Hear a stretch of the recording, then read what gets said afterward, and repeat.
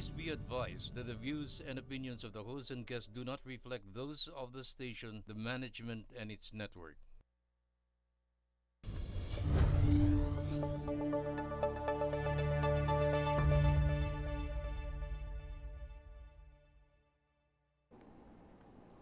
Magandang umaga, magandang araw, magandang gabi sa ating mga taga-subaybay at audience, saan man kayo sa parte ng mundo. Ngayon ay July 9 and another edition po ng ating opinion ngayon. So sa araw na to, dalawa yung segment natin. The first segment will be an interview with our very own host, Herman Laurel, kasi siya po ay isa sa ating mga awardees. Award for Promotion for Philippine-China Understanding.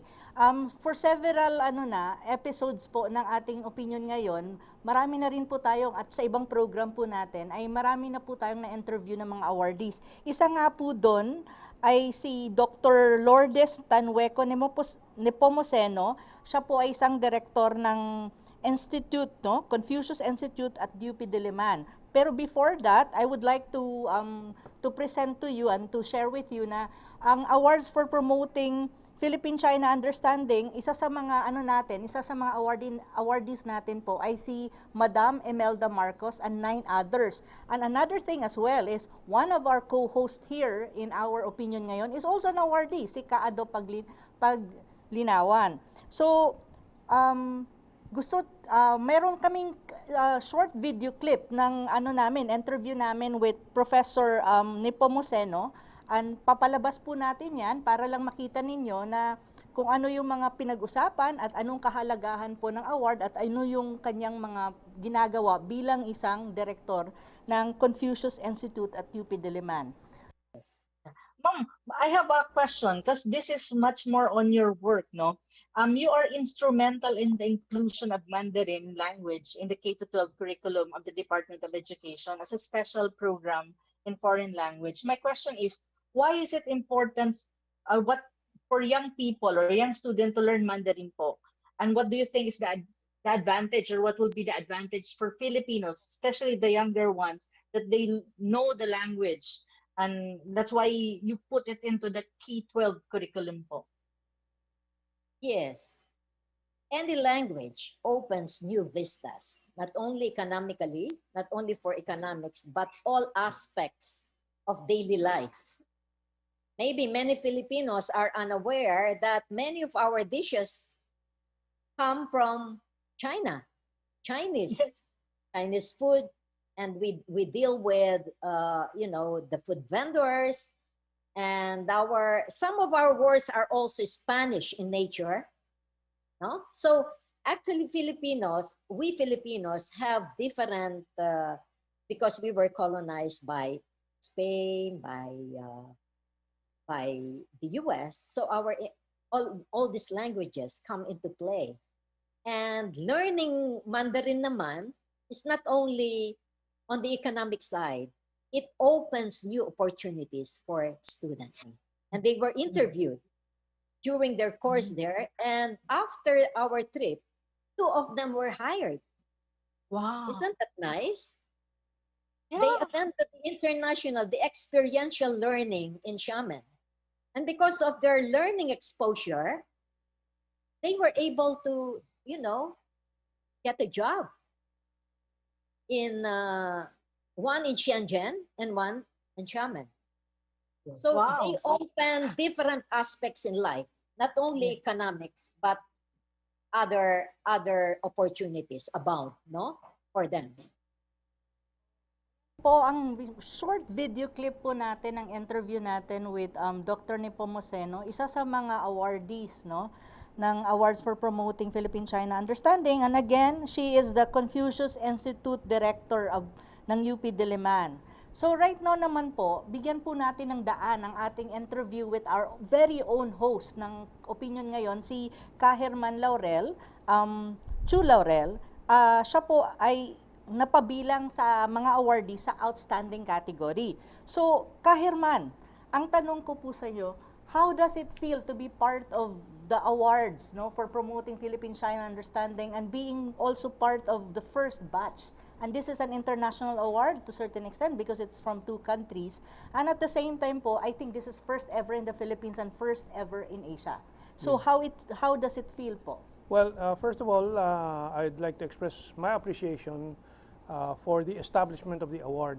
Kasi napapanahon na mabigyan ng pakilala yung mga tumutulong sa pagtutulay ng pagkakaunawaan ng China at Pilipinas, which has been there for 1,000 years at least. 1,000 taon nang nakaraan na talagang magkaibigan, hindi lang magkaibigan, magkapatid ang China at ang Pilipinas. You go through our history, Raja killing of the Kingdom of Butuan 1,000 years ago, may mga trade missions sa China, followed by yung tanyag na si Sultan Paduka Batara, or Pahala Batara, interchangeable yung second part, which is an honorific, I think. And so libong taon na po yung ating ugnayan, pero there was a short period this past 10 years na nagkaroon ng alitan for geopolitical reasons, and tayo naman na mga nakakaunawa ng kasaysayan at mga tumutulong sa pagtutulay ng dalawang kulturang ito, tulad nung iyong pinakita na interview with Dr. Lourdes Tanhueco Nepomuceno, ginagampanan niya yung kanyang gawain bilang isang guro, dito sa pagtuturo ng Mandarin, na malaking tulong para sa mga mamamayan natin, hindi lang sa kultura kundi sa ekonomiya, sa trabaho. Tulad doon sa interview na yun, na nandoon ka rin nakatuloy, sabi mo nga, sa turismo lang mismo, yung turismo natin, 1.8 million Chinese tourists tayo, yung mga Pilipino na matuto ng Mandarin, silang magiging tourist guide for this. In Thailand, they have 12 million in 2019 Chinese tourists. We should be preparing for ganyan din po, 5, 6, 7, 8, 10 million tourists from China in the coming years. Ako naman, ang aking gawain bilang isang journalist ay yung pagtataguyod ng katotohanan. And dito sa panahon na very critical sa global geopolitics, at sa kasamang relasyon ng Pilipinas at ng China dito sa global geopolitics, napakahalaga po ng katotohanan, na merong mga elemento sa mundo natin na nais baluktutin ang katotohanan para sa pabor nila, tulad ng Estados Unidos, at mabulag ang mga Pilipino. Kaya pinang-aaway tayo sa iba't ibang mga kalaban ng Estados Unidos na hindi naman talaga nating kalaban. So that has been my role. In fact, so I'm very happy that this role that I am performing has been recognized as one of the efforts to bridge the two nations, the understanding. And I can go back to history, dahil nga talagang uminit ang ating relasyon sa China dahil nga doon sa misunderstanding tungkol sa territorial boundaries natin. And I can remember in 1999, ang ambassador ng China noon, si Ambassador Fu Ying, was explaining that all China was doing was following all the historical boundaries, And yun, hinanda ko nga isang mapa na maiintindihan po ng publiko what I mean. Ito po yung mapa. Makikita po ninyo. Ang ginawa ni Ambassador Fu Ying in 1991 sa Sulu Hotel Media Forum, na nagkasama-samang mga journalists and so on, and pinesenta ni Ambassador Fu Ying yung kanyang biniling mapa ng Pilipinas, official map of the Philippines, na kanyang binili sa National Bookstore, na sa baba may nakalagay na Philippine Geodetic Survey and so on and so forth. So official map po, na ang minamarka yung makikita po yung parang rectangle. Because that is the territorial limits defined by the Treaty of Paris, ng Amerika, Espanya, na Spain was representing the Philippines. So in all legal documents at that time, up to that time, yan po ang mapa ng Pilipinas. So Ambassador Fu Ying was presenting that, and I reportedly in my column explaining it accurately what her message was. No? But even at that time, meron ng mga nagmi-misrepresent tulad nung the late Roy Lagones na sinasabi, very unfriendly itong si Ambassador Fu Ying for misrepresenting daw. Well, that's actually the map of the Philippines at that time. If you look at that map again, let's take a look at it. Look at it again, yung map. Meron ng ibang mga guhit, hindi yung rectangle lang, kundi yung medyo expanded. That was the PD, Presidential Decree of Marcos na, and so on. So nagkaroon na ng pagbabago over time, pero wala pa rin tayong talagang batas Wala. on our baseline. Walang baseline. Presidential Walang decree baseline lang. So yan ang totoong sa storya dito sa likod ng territorial disputes natin. And Ambassador Fu Ying is here in our image here with President Duterte, President Estrada. I think this is your article, no? Yeah, part of the article. Doon sa baba po yung article ko, na yung sa taas po, yung letter ni Ambassador Fu Ying, nagpapasalamat sa accurate reportage ko. Yun lang naman. Doon sa baba naman, doon ko pinapaliwanag yung reaksyon ni the late Roy Lagones na sabi, very unfriendly ang China and so on and so forth. Well, of course, we must remember that Ambassador Roy Lagones is a graduate of, I think, Annapolis Naval Academy sa US. So medyo may killing siya sa US talaga. Well, we are trying to overcome that. And today, I think we have succeeded there. So I have continued writing the accurate information. And through the period na nag-file ng arbitration case, nung ko pa pinapaliwanag, 2012, 2013, 2014, we have to take this calmly and coolly. Wag po tayong sindi ng emosyon. And I'm glad by this year, I think it's very clear already, that everybody, even those anti-China political forces like sila Carpio and so on, are beginning to be shown to be ready for a deal with China. Yun lang gusto nila, yung deal nila. Sila ang magbe-benefit. Silang yung mga kakampi nila, tulad nitong yung corporate interest, yung Salim Group and so on. Pero sa gitna nitong lahat na to, ang interest ko lang lagi is to serve the nation with the truth. And mabuti naman the APPCU and the Chinese embassy had the courage to say, no, what is right, and let us give recognition to those who stood down for the truth and what is right, and for friendliness between two nations and all nations. Because ultimately, we are at a stage na tayong lahat isang komunidad ng sa mundong ito, isang komunidad na. And we cannot afford to have fights anymore, lalo na nuclear age ngayon. So in short, that's my reaction.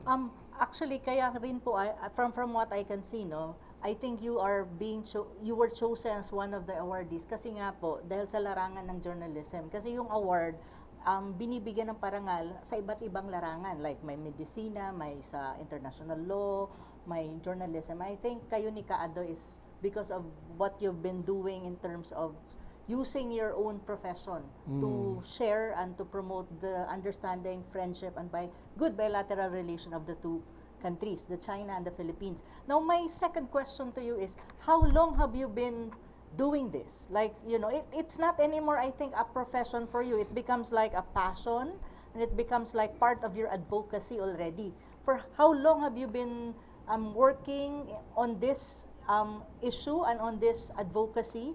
And then, ano po yung pakiramdam na after for the longest time? Kasi ang mga awardees po natin, hindi lang sila ina-award for a certain period, but for the longest time na ginagawa nila ito.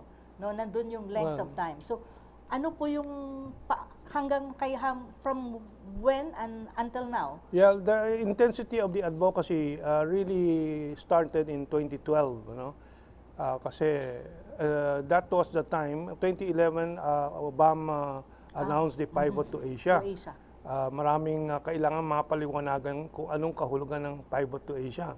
That means the Americans were going to move 60% of their military forces to Asia.